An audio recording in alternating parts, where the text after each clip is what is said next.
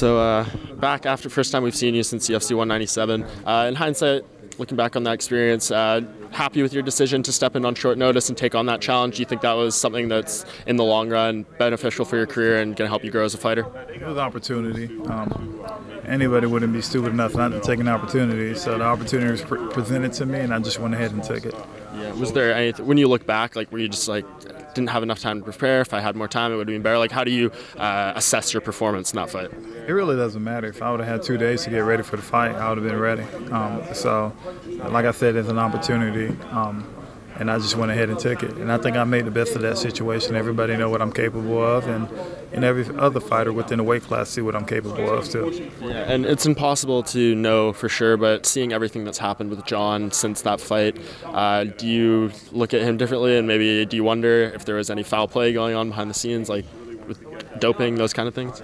Man, at the end of the day, everything comes to light. So, something that I don't worry about is something that I don't wrap my head around. And, everything comes to light.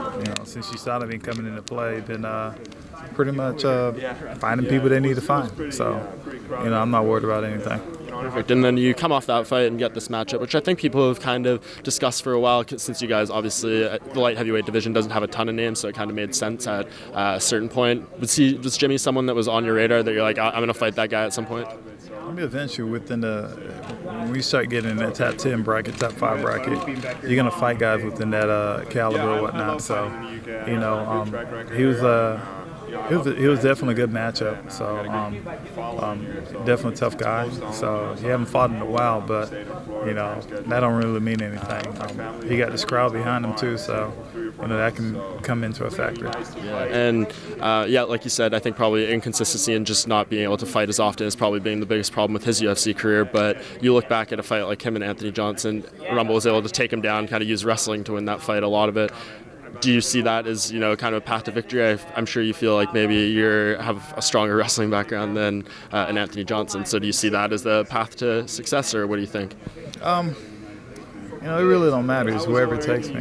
A lot of times people tell me not to strike with certain people or whatnot. It really don't matter. A lot of elite strikers don't like to strike with me anyways. So. Knocked out Shogun, man. Hey.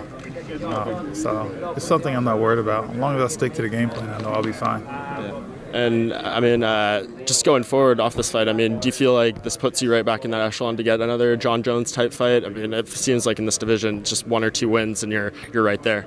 Every fight to me is the most important fight. So, this fight right here is gonna put me in a situation to actually better myself within the 205 division. So, it doesn't matter what type of fight I'm in. Every fight to me is the same way.